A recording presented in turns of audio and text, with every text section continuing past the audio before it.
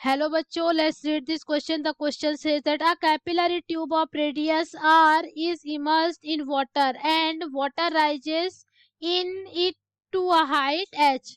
The mass of the water in the capillary is 5 gram. Another capillary tube of radius 2r is immersed in water. The mass of water that will rise in this tube is. तो इसके लिए जो हमारा की concept होगा वो है की concept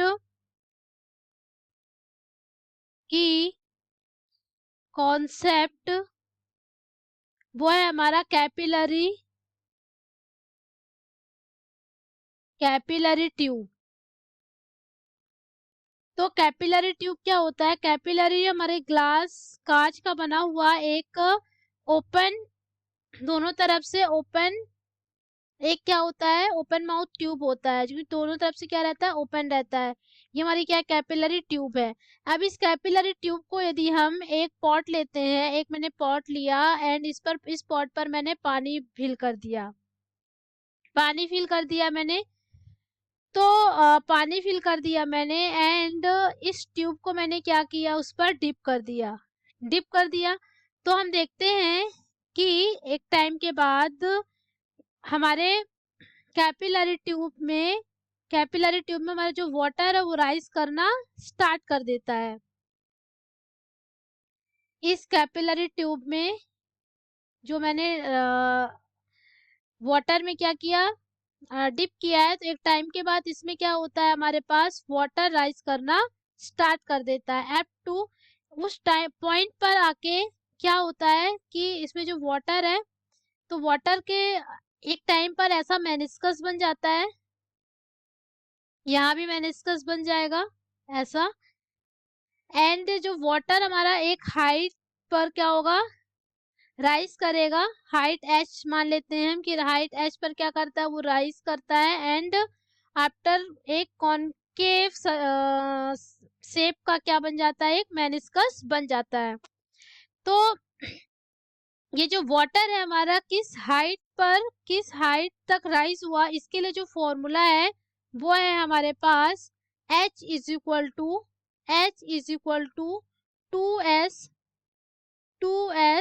cos theta divide by rho g r. तो r हमारा क्या है, r हमारा है मेनिस्कस का रेडियस, g हमारी ग्रेविटी, रो हमारी डेंसिटी एंड s है हमारा surface tension and cos theta. तो थीटा क्या है हमारे पास। अब जो हमारा एंगल ऑफ कांटेक्ट होता है, तो एंगल ऑफ कांटेक्ट जो है हमारा एक मेन एप्लीकेशन है या मेन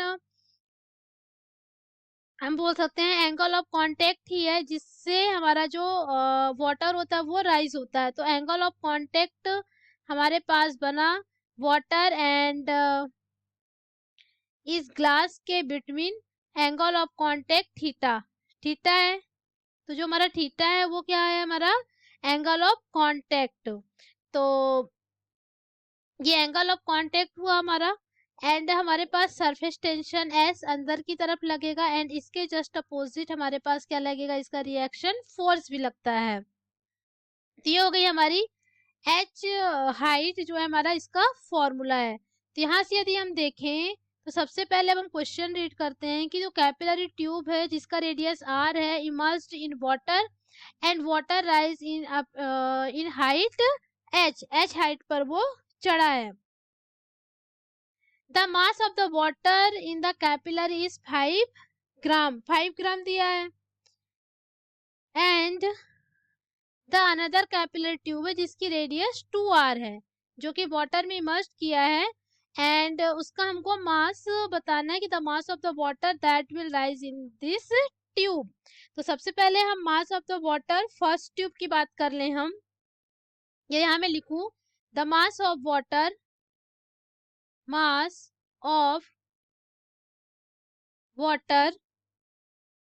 फर्स्ट ट्यूब जिसकी रेडियस कितनी है, स्मॉल r है, फर्स्ट ट्यूब। तो ये हमारे पास हो जाएगा m इज इक्वल टू क्या होता है, रो v डेंसिटी इनटू वॉल्यूम। तो मास इज इक्वल टू हो जाएगा हमारे पास जो डेंसिटी होती है कैपिलरी ट्यूब की वो कितनी होगी, pi r square h into rho. ये आ गया यहाँ से। एंड अब हम यहाँ से क्या करें, एच की वैल्यू रख दें, इस एच की वैल्यू पुट करें तो यहाँ से आ जाएगा हमारे पास mass m is equal to pi r square, h क्या है हमारे पास 2s cos theta divide by rho g r. क्योंकि जो हमारे पास पहली कैपिलरी है उसकी जो रेडियस है वो आर है, तो हमने आर ही लिया हुआ है। अब यहाँ से देखें हम, एंड रो आएगा तो रो से रो कैंसिल हो गया, आर से ये आर कैंसिल हो गया। तो यदि हम देखें तो मास जो है हमारा, मास हमारा हो जाएगा 2 पाए, मास इज इक्वल टू हमारे पास 2 pi S cos theta divide by g. अब यहाँ surface tension cos theta g 2s and R भी है आर। तो यदि हम आर के केस में देखें तो जो हमारा एम है वो जस्ट प्रोपोर्शनल टू कितना होगा, आर, क्योंकि कॉस थीटा भी कांस्टेंट 2 पाई, ग्रेविटी भी, सरफेस टेंशन, तो एम प्रोपोर्शनल कितना हो जाएगा, ये आर।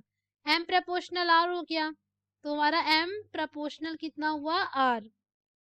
इक्वेशन नंबर फर्स्ट ये हुआ। अब हम हमारा जो हमारी मान के चलते हैं कि अब m प्रपोर्शनल r है तो हम ऐसा कर सकते हैं ना कि 2m ले एंड इधर r ले, जैसे हमने m प्रपोर्शनल r लिया, m प्रपोर्शनल r लिया तो m प्रपोर्शनल r है तो हम ये भी लिख सकते हैं कि m dash proportional to r। यदि हम मास में ये जो हमारा है another capillary tube of radius 2r, क्योंकि m प्रपोर्शनल r आया हमारे पास, और हम सेम चीज लिखें यहाँ कि m इज इक्वल टू पाए आर स्क्वायर, आर की जगह हमने 2r लिख दिया एंड m डैश कर दिया हमने, तो m इज इक्वल टू कितना आ जाएगा हमारे पास, m डैश आ जाएगा। या फिर हम ऐसा भी कर सकते हैं, इसको हम ऐसा नहीं लिखें तो हम यदि प्रोपोर्शनैलिटी के केस में हम ऐसा लिख सकते हैं कि m प्रोपोर्शनल r, तो m dash by m is equal to r dash by r, ऐसा लिख सकते हैं। तो वो यहाँ से आ जाएगा हमारे पास m dash is equal to r dash m by r। अब हम m इज इक्वल टू कितना है हमारे पास 5 ग्राम एंड r डैश कितना है हमारे पास 2r है, तो यहाँ से हमारे पास है m is equal to 5 gram and r dash is equal to 2r, question में गिवन है। तो यहाँ से आ जाएगा हमारे पास m dash is equal to 2r into m कितना है हमारे पास 5 ग्राम डिवाइड बाय r, तो r से r कैंसिल हो गया तो m डैश हमारा कितना आ गया, m डैश आ गया 10 ग्राम। अब हम ऑप्शंस देखते हैं कि ऑप्शन बी हमारा कितना आया है 10 ग्राम, तो ऑप्शन बी हमारा क्या होगा, करेक्ट ऑप्शन होगा। I hope